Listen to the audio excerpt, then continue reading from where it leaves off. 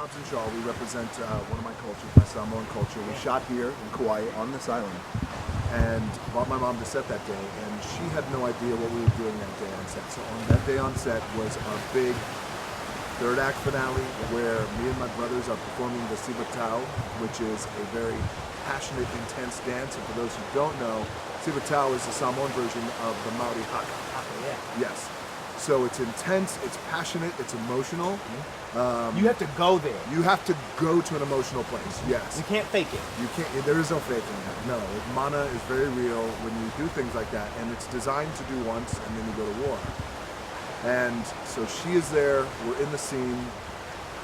I'm calling on my ancestors, I'm speaking in Samoan for strength, looking at our enemies and saying, look at our face, this is the last thing you see before you die.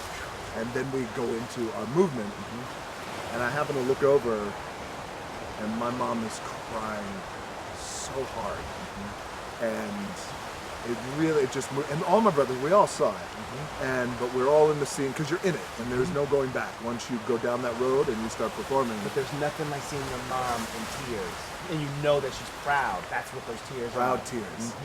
I have goosebumps now. Same. Look at that, man. Wow. Thinking about it, and I was watching her, and then the scene ended, and a really beautiful moment. All my brothers went over, gave her a hug, gave her a kiss, and she was just so proud. So proud that for the very first time in a big global movie, popcorn movie like Hobbs & Shaw, the Samoan culture is being featured.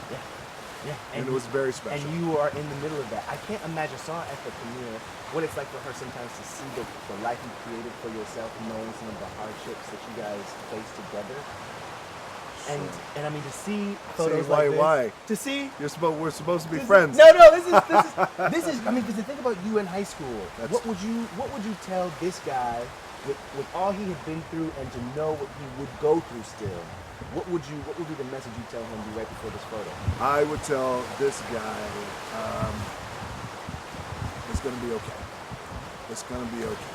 Because, you know, I was an only child, and I was just always so wrapped up in the desire and ambition and stress to make a better life for my family. I mean, we had been evicted. As a matter of fact, we were evicted off the island here in Hawaii.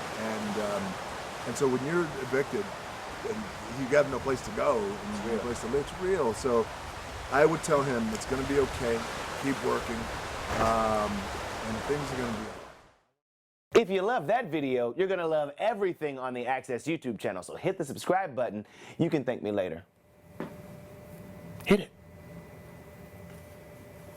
Now. Thanks.